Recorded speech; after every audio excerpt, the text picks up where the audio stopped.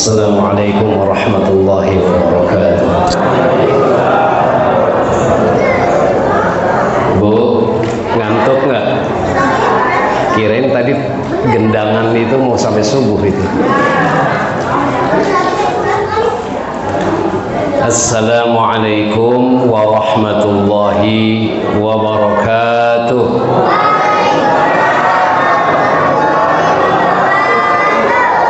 Alhamdulillah, biar seger ya. Bismillah, walhamdulillahilladzi asra bi'abdihi laylan minal masjidil haram ilal masjidil aqsa. Allahumma salli wa sallim ala sayyidina Muhammadinil Mustafa wa ala alihi wa ashabihi wa ahli as-sidqi wal wafa, amma ba'd. Yaqulu ta'ala fi kitabihil aziz, a'udzu billahi minasy syaithanir rajim. Subhanalladzi asra bi'abdihi laylan minal masjidil haram ilal masjidil aqsa alladzi barakna hawlahu linuriyahu min ayatina innahu huwas sami'ul basir. Ayat ini tadi sudah diujikan sama Pak Lurah nih. Alhamdulillah hafal semuanya lima-limanya. Yang hafal biasanya Yasin doang sama ujungnya. Yang kami hormati Bapak Lurah, yaitu Bapak Haji Nur Hasan, semoga Allah anugerahkan kemuliaan kepada beliau. Saya melihat tanda-tanda mantan santri ini Lurah nih, luar biasa ya. Jarang ketemu lurah kayak gini, mau tahlilan ikut sama masyarakat, luar biasa. Datang hadir pada acara momen-momen seperti ini, lalu ngetes coba surat Bani Israel ayat pertama. Subhanallah, jarang lurah saya kagak datang-datang. Yang kami hormati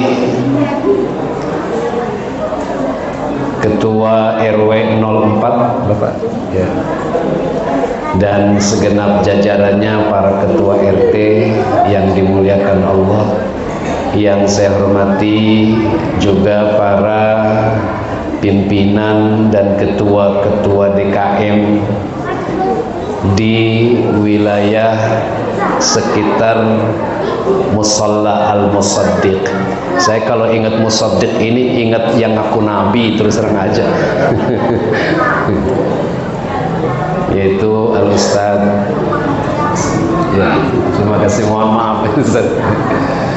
Dan segenap asatid, para masyayikh, para sesepuh, ibu-ibu, ketua majelis taklim yang bikin rame dan meriah.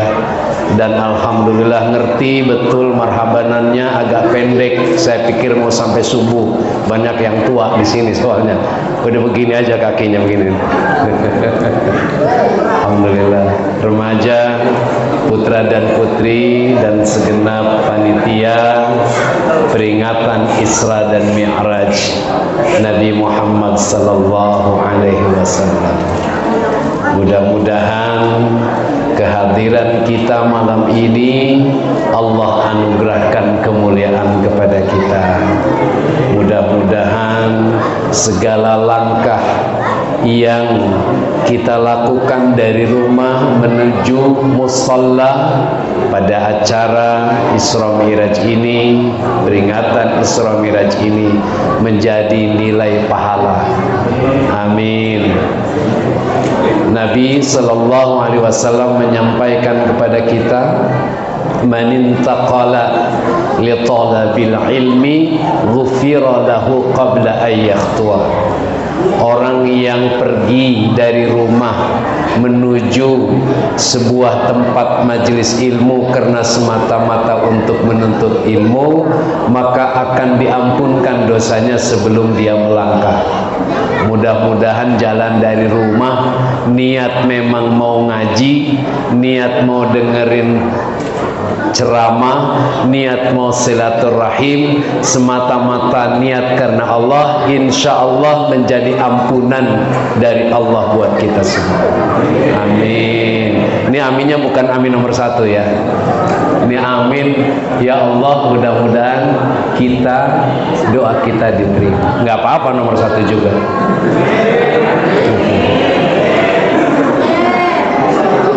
Dari tadi amin mulu kan ya, mudah-mudahan yang lain tidak tersinggung.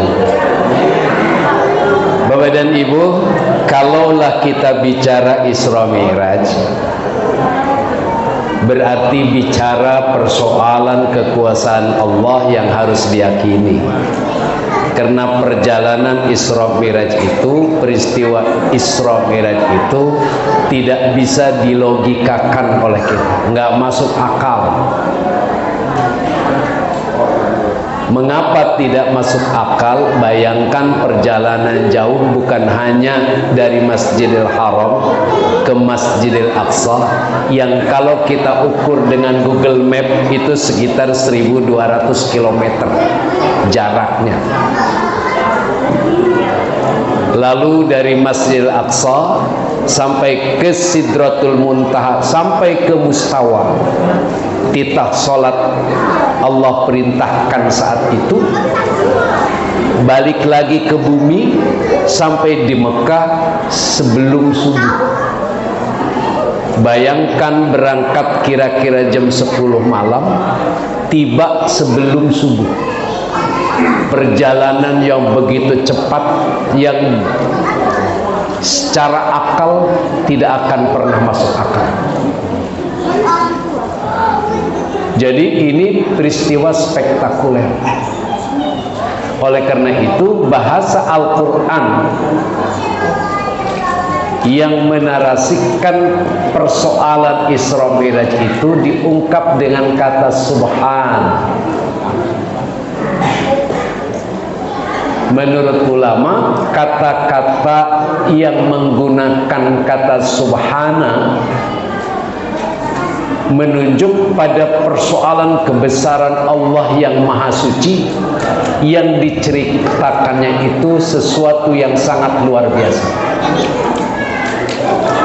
Maka subhanalladzi asra bi 'abdihi ini peristiwa yang diceritakan oleh Al-Quran kepada kita ini bukan cerita biasa, cerita yang luar biasa. Mengapa ada perdebatan di dalamnya? Pertama, ulama meyakini dan sepakat, hampir mayoritas ulama sepakat bahwa perjalanan Isra Mi'raj itu biruhi wa jasadi, ruh dan jasadnya. Kalau ruhnya saja, walaupun ada sebagian pendapat ulama yang mengatakan ruhnya saja, tidak jasadnya, seperti Rasulullah melaksanakan Isra Mi'raj itu dalam mimpi misalnya, maka dibantah oleh ulama yang mengatakan ruh dan jasad itu kalau hanya mimpi itu bukan mukjizat. Sebab orang bisa mimpi semua. Ini lagi tidur kita bisa ada di Surabaya itu, ya kan? Bisa ada di mana-mana. Tapi ruh dan jasad sebuah peristiwa yang menunjukkan kemuliaan Rasulullah dan kebesaran Allah Subhanahu wa ta'ala. Maka ayatnya menurut ulama yang sepaham bahwa perjalanan Isra Mi'raj itu ruh dan jasad itu karena menggunakan kata bi'abdi, tapi tidak biruhi.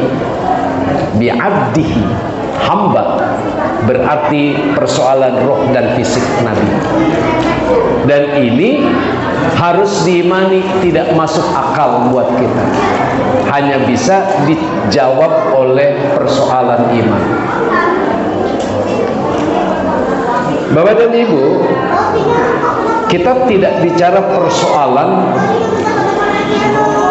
Isra Mi'raj sampai ada instruksi perintah sholat, tapi saya ingin melihat dari sudut lain.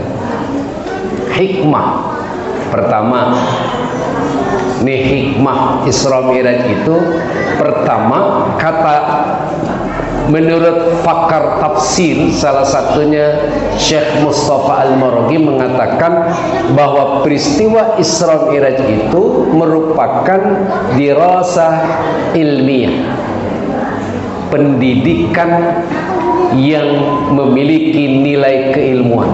Buat siapa? Buat Nabi. Bapak dan Ibu, ternyata Rasulullah itu dididik oleh Allah, dibekali pengetahuan oleh Allah, diajarkan oleh Allah, dan Rasul sangat senang sekali belajar. Nah, kita kalau Rasul saja sangat senang belajar, masa kita enggak senang belajar?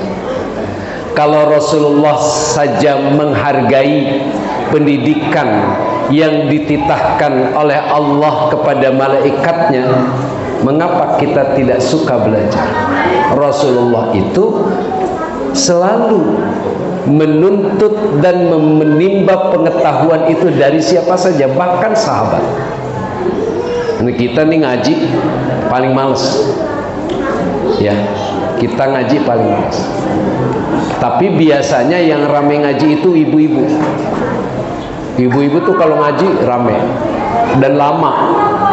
Kalau bapak-bapak nggak betah, paling lama 1 jam. Itu juga duduknya udah gerasak, gelisik, gelasak. Nah, itu dirasah ilmiah. Apa yang diberikan oleh Allah, perjalanan Isra Mi'raj itu banyak persoalan-persoalan yang menakjubkan Rasulullah Sallallahu Alaihi Wasallam. Keindahan alam semesta yang tidak pernah terlihat oleh mata kita sampai sekarang. Allah memperlihatkan fenomena kebesarannya di alam sana. Dari mulai langit pertama, dari mulai perjalanan Masjidil Haram ke Masjidil Aqsa, beberapa lokasi yang kemudian Rasulullah berhenti di sana. Salah satunya Madinah. Rasul dari Makkah singgah dulu di Madinah, sholat dulu 2 rakaat.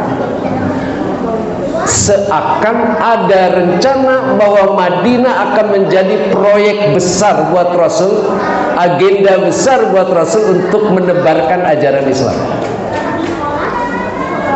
Lalu dari sana terus ada berhenti, dipertemukan lagi dengan suatu lokasi yang disebut dengan apa?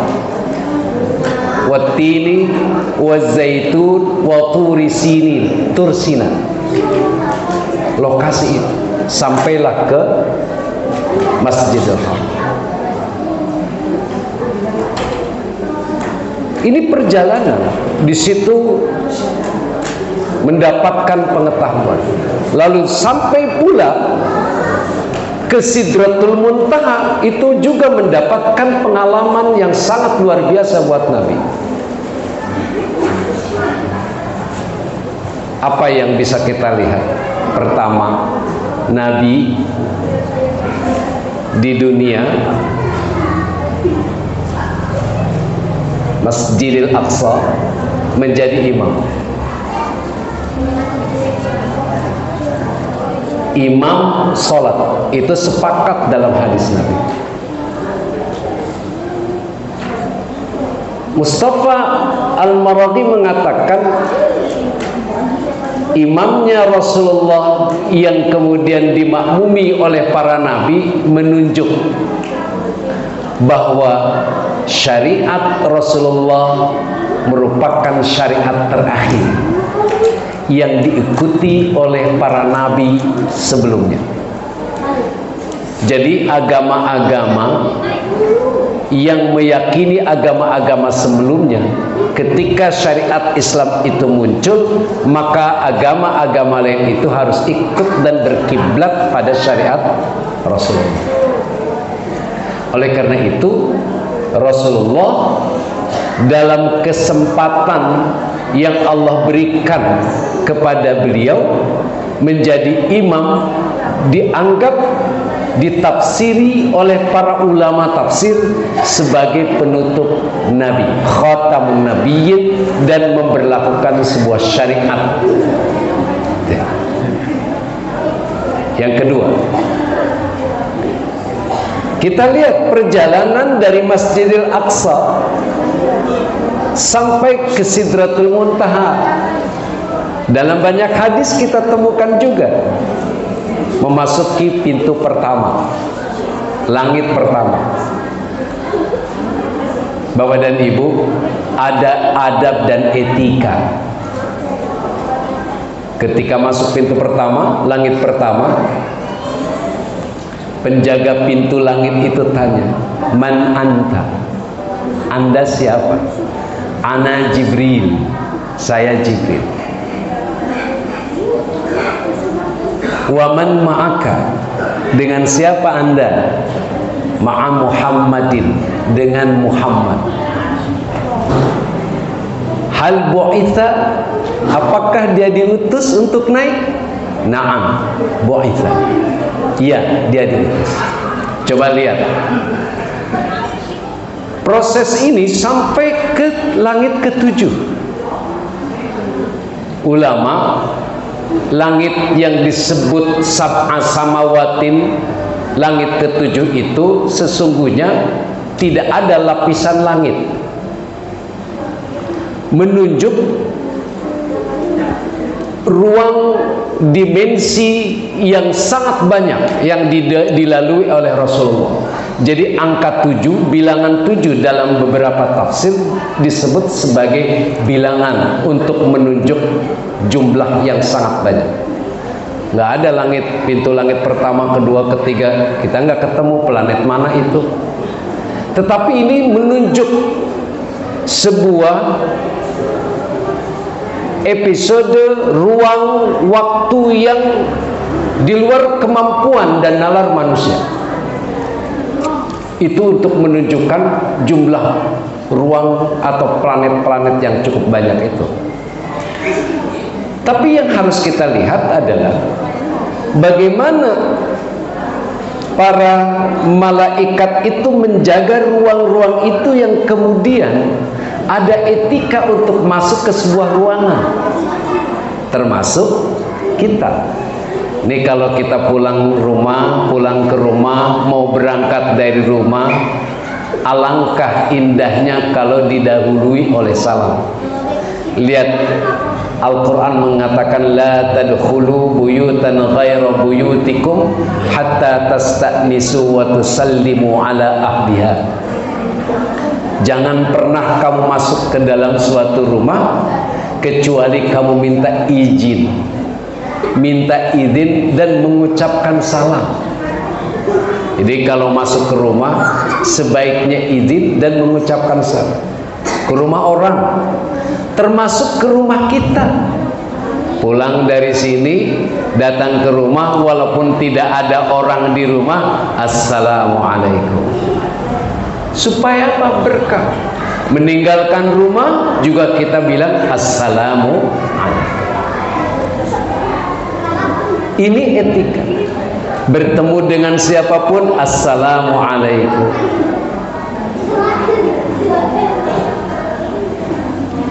Etika sopan santun dalam berkomunikasi, etika sopan santun ketika kita masuk suatu tempat, etika sopan santun ketika kita berada di ruangan-ruangan yang bukan milik kita.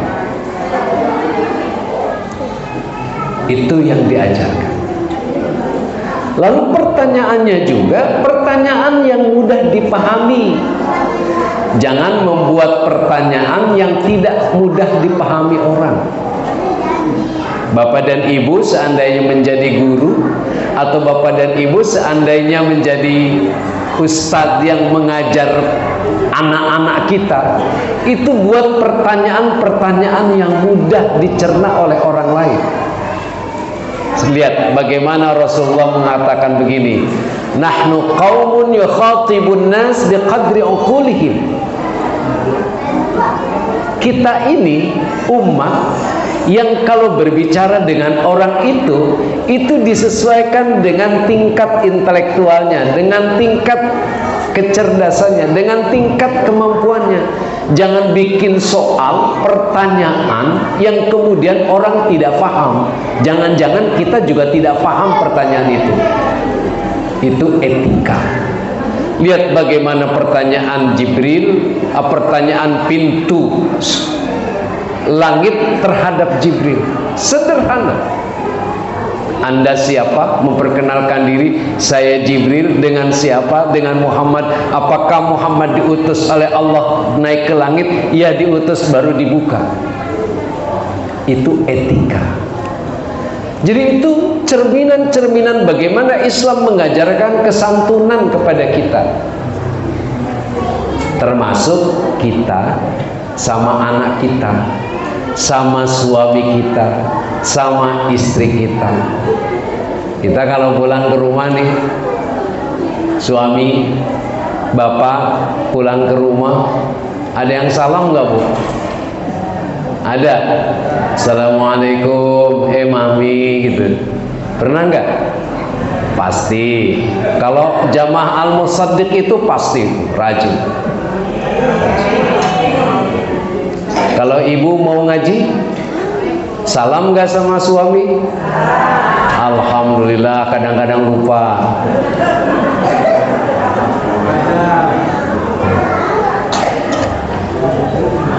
Ya, minta ridhonya. Ya, izinkan Pak suami istri kita kalau mau ibadah. Izinkan istri kita kalau mau ngaji. Bahkan jangan pernah melarang istri kita untuk sholat berjamaah.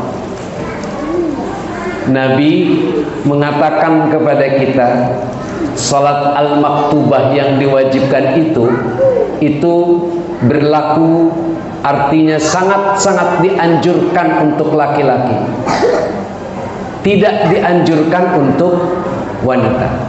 Tetapi jangan pernah melarang istri-istrimu untuk datang ke masjid sholat berjamaah.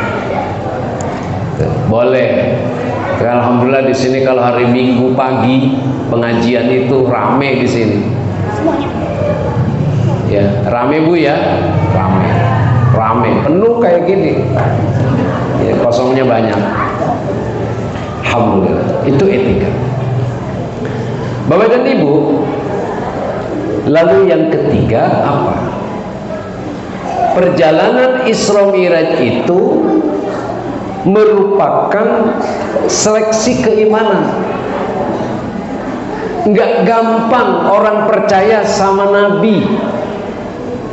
Ini kalau sekarang nih, saya bilang, saya kan kenal dengan Bapak dan Ibu di sini, udah sering kita ketemu. Tiba-tiba saya bilang, Bapak-bapak, saya ini wali Allah, percaya nggak? Belum tentu, ya kan? Saya wali Allah, jangan macam-macam gitu. Itu belum tentu. Ternyata mengimani seseorang yang mengakui bahwa dirinya seorang wali itu tidak mudah kita percaya. Lalu bagaimana seorang Rasul Muhammad sallallahu alaihi wasallam yang mereka tahu kehidupan sehari-harinya lalu mendeklarasikan aku ini Rasulullah, itu tidak gampang diimani. Makanya kalau Nabi mengatakan man qala la ilaha illallah dakhalal jannah, orang yang mengatakan la ilaha illallah itu masuk surga, itu tidak mudah. Mengimani seseorang itu tidak mudah. Apalagi kemudian Nabi bercerita bahwa semalam aku naik ke Masjidil Aqsa, langsung ke Sidratul Muntaha, melintasi Sidratul Muntaha, bahkan sampai ke Mustawa, karena Jibril itu berhenti di Sidratul Muntaha. Nabi diangkat lagi ke Al-Mustawa. Kalau kita lihat dalam Al-Quran itu alal arsyis tawa, di situ berhenti, lalu ada instruksi perintah salat. Pagi-pagi sudah ada, kan sangat mustahil, dan itu tidak mudah untuk diimani oleh kita saat itu. Kalaupun kita hidup saat itu di hadapan Nabi bercerita kepada kita, belum tentu kita percaya. Ternyata iman itu mahal. Iman itu mahal. Harus disyukuri nih kita, anugerah dari Allah Subhanahu. Jangan sampai hilang iman kita sampai akhir hayat kita. Nabi menjamin, man qala la ilaha illallah fi akhir hayati dakhalal jannah. Orang yang mampu mengucapkan kata la ilaha illallah sampai akhir hayatnya, dia pasti masuk surga. Ada orang sekarat nyanyi rungkat malah. La ilaha illallah Muhammadur Rasulullah.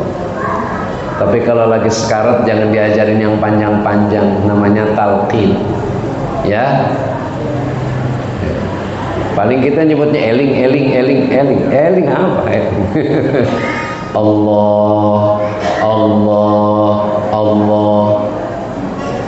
Ajarkan seperti itu. Jangan ditinggalkan orang yang sedang sakaratul maut. Ini diantepin, mati dah mati. Jangan. Ditunggu.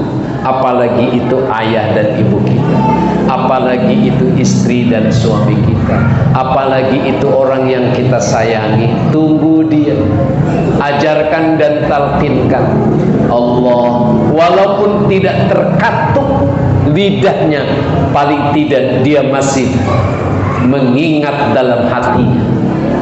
Orang kalau lagi sakit itu susah mengucapkan. Boleh jadi pikirannya, boleh jadi hatinya terus terbesit berzikir. Jangan lihat bibirnya. Kita lagi sakit nih, lagi sakit. Itu berat rasanya berzikir itu. Tapi hati akan terus berkata, Allah, Allah, Allah, Allah. Diingatin terus, dizikirkan diri kita. Jangan hilang dari diri kita. Jaminannya insya Allah surga. Jadi mahal seleksi iman peristiwa Isra Mi'raj itu. Benar enggak? Yakini bahwa Isra Mi'raj sebuah peristiwa yang benar. Kalau enggak, ya tidak dimuat di dalam Al-Quran. Yang ketiga, yang keempat, Allah perintahkan sholat kepada kita lewat Isra Mi'raj. Satu-satunya perintah ibadah yang tidak melalui malaikat Jibril, sholat. Ini sholat penting ibu bapak.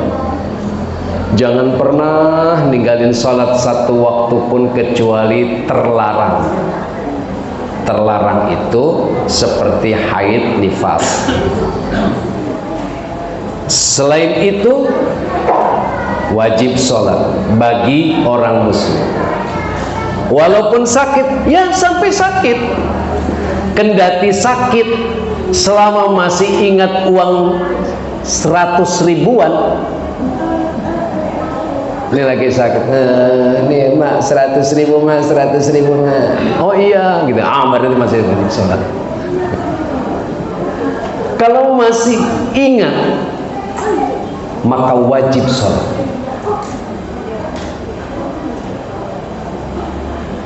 Al-Quran menjelaskan kepada kita orang yang sholat itu akan sukses dan dijamin sukses. Lihat bunyi Al-Quran surat Al-Mu'minun itu apa? Qad aflahal mu'minun alladzina hum fi salatihim khashi'un. Dia akan beruntung, pasti beruntung. Redaksi Quran itu menggunakan kata fi'il madhi yang didahului oleh kata qad. Qad itu menunjuk pasti, sungguh. Nih dalam tradisi keilmuan ya. Kalau ada orang bilang begini, misal katabtu, saya sudah menulis, masih belum yakin.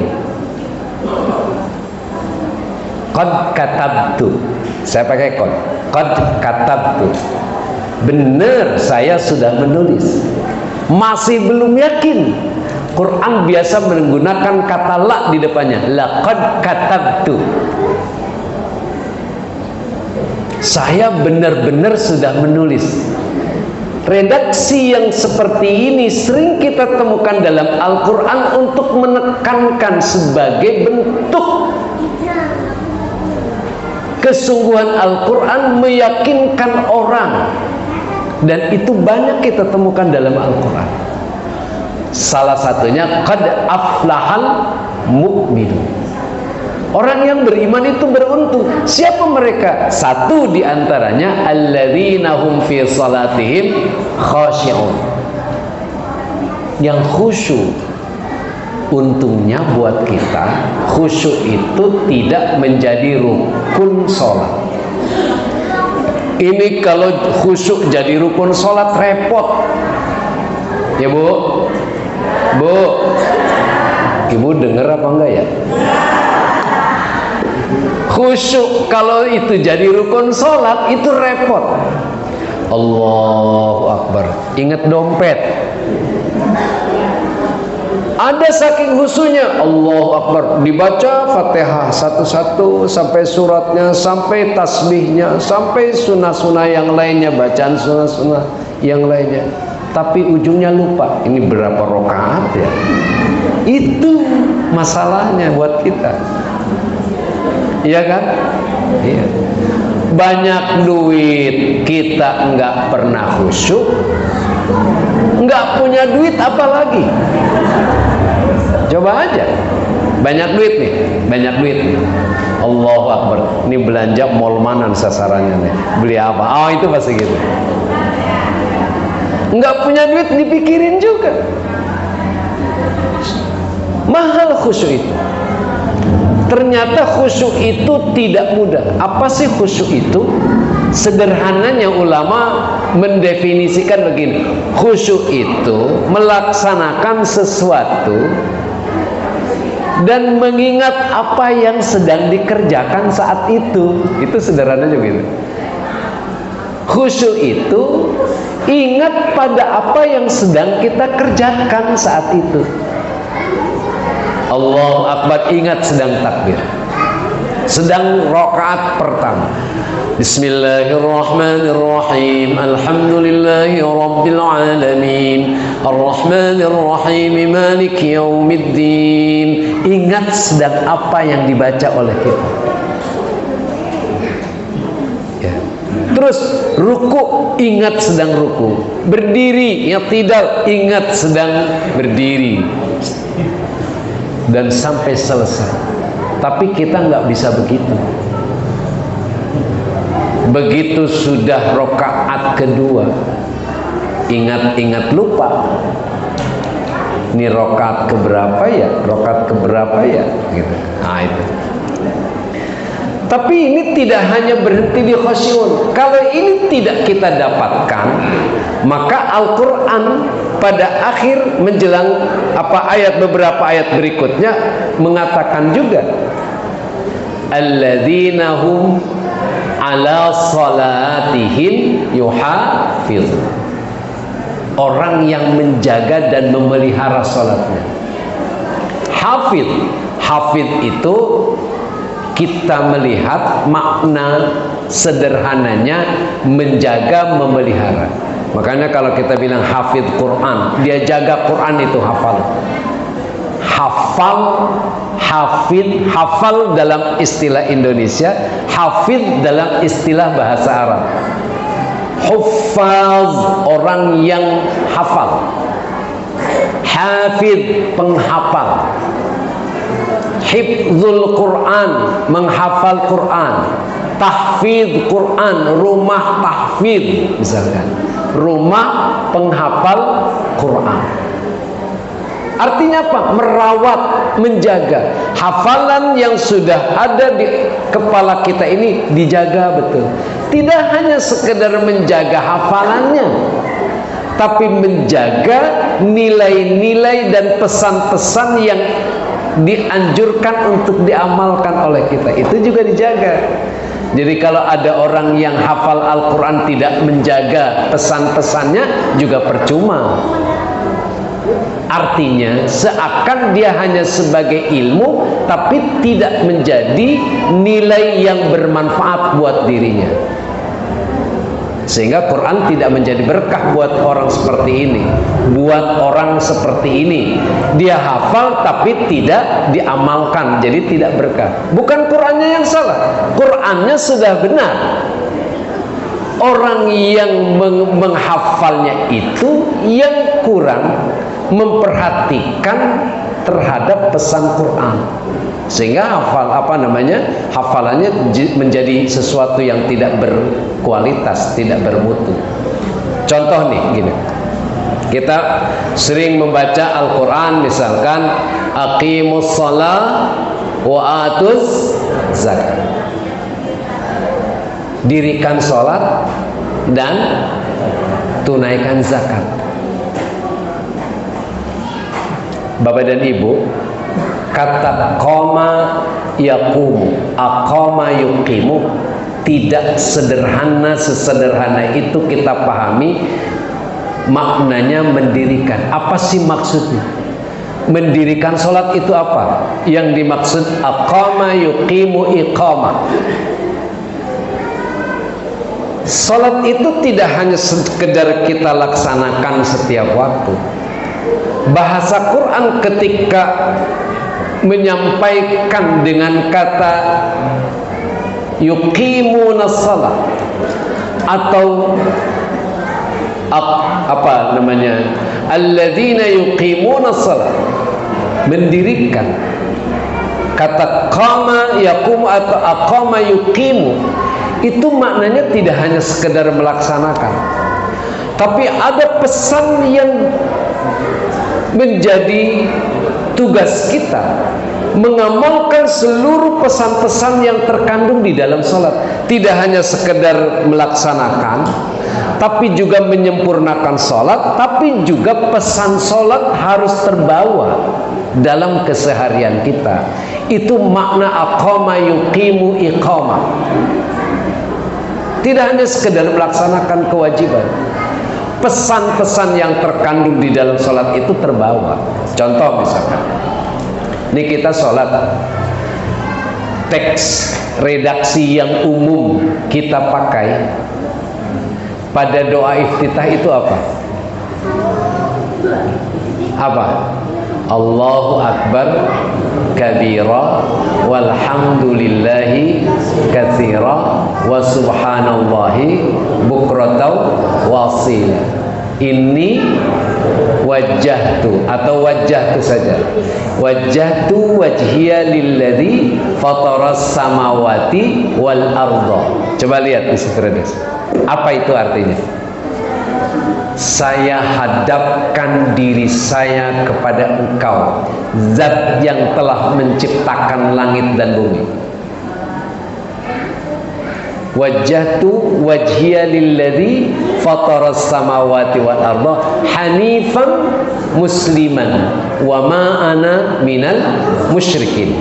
Wa ma ana minal muslimin apa musyrikin? Hah? Hah? Wa ma ana ada. Ini Bapak dan Ibu, kalau pakai wama itu musyrikin.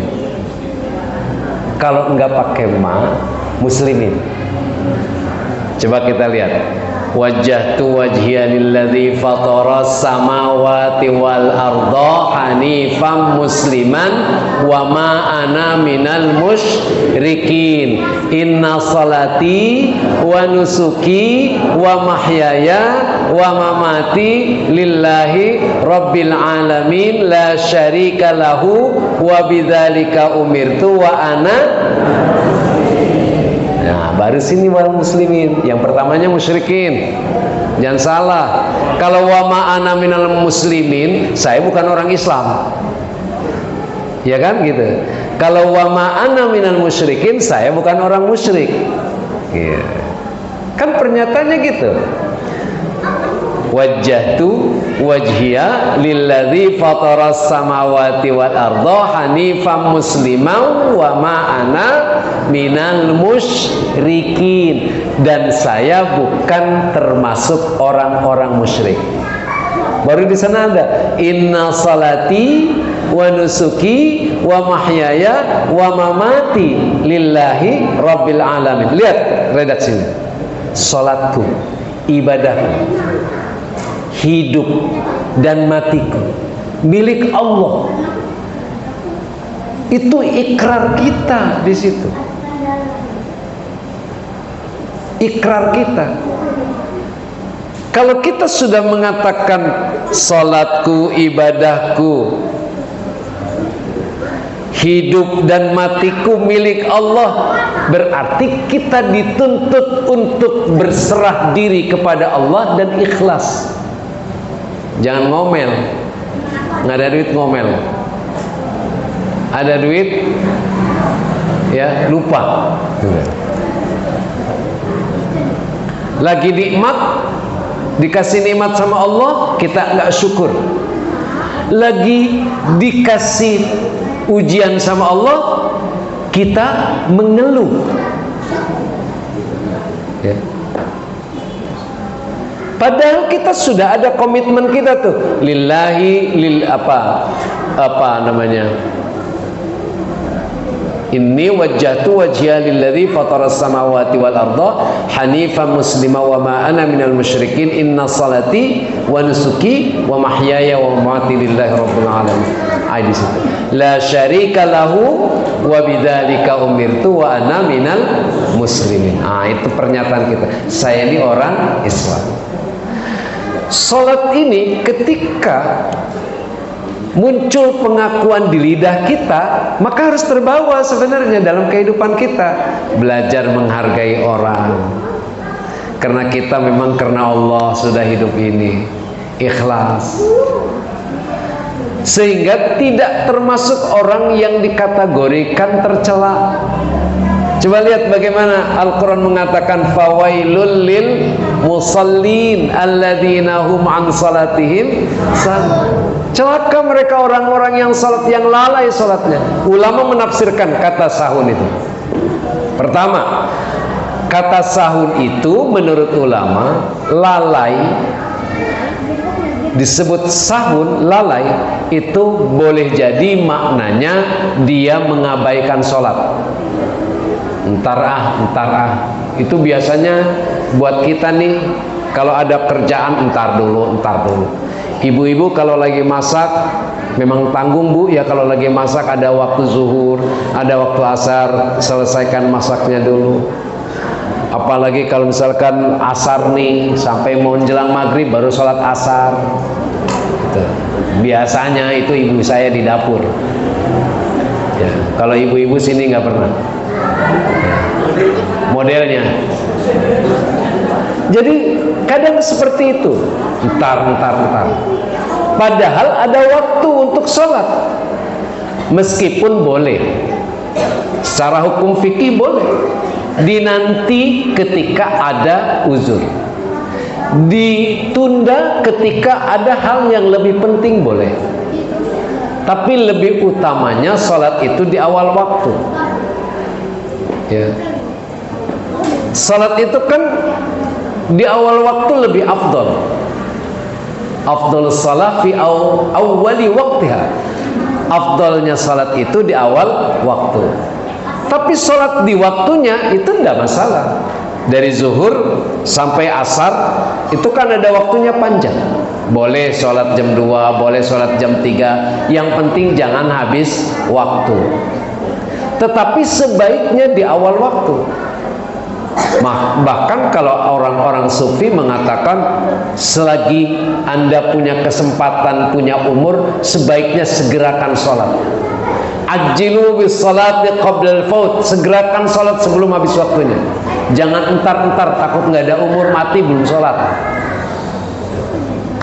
Ya, itu.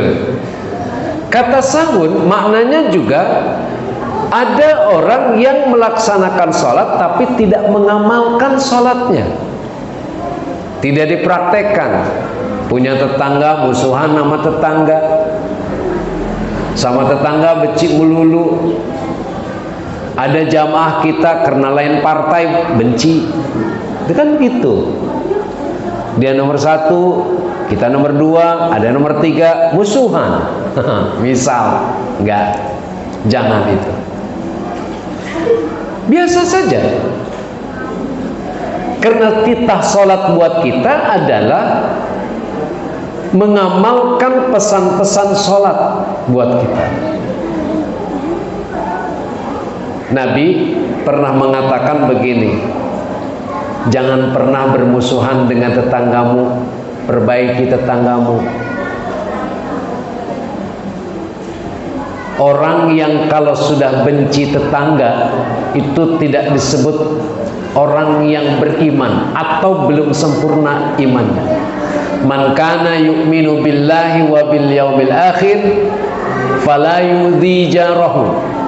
Orang yang mengaku dirinya beriman kepada Allah dan hari akhir jangan pernah menyakiti tetangganya. Sampai Abu Dzar Al-Ghifari itu pernah dipesan sama Nabi, ya Aba Dzarrin idza tabikhta maraqatan fa'aksir ma'aha wa ta'ahad jiran. Wahai Abu Dzar, kalau kau bikin sayur itu banyakin kuahnya, bagiin sama tetangga. Banyakin kuahnya, bikin aja kuah yang banyak, Bu, bagiin tetangga. Jangan pernah juga ngelompat. Nih kita nih komplek nih ya, tetangganya bersebelahan, lompat ke sana. Tetangga sebelah pintu kita itu diabaikan. Nabi pernah ditanya sama Aisyah, ketika Nabi di rumah Nabi ada makanan lebih. Aisyah tanya, ila aina uhdi ya Rasulullah, nih mau dikasih siapa nih ya Rasul? Kata Nabi, ila aqrabihima min kababan, ke rumah yang pintu rumahnya berdekatan dengan kita, ke rumah tetangga yang pintunya lebih dekat dari rumah kita. Ini ada 2 pintu tetangga kita ini, mana yang lebih dekat kiri kanan kita ini? Itu lebih berhak mendapatkan perhatian. Segitu hebatnya Islam mengajarkan kedamaian dan penghargaan kepada tetangga. Jangan suka nyakitin. Kalau udah musuhan susah itu. Pintu rumah berdekatan, lalu musuhan, itu mau keluar juga kagok. Coba aja pikirin, ini mau keluar, ada dia, masuk lagi, gitu kan? Repot itu, repot. Baik-baik, apalagi sama RW-nya dimusuhin gara-gara partainya beda. Wah, itu bahaya, itu nggak dapat tanda tangan itu ya.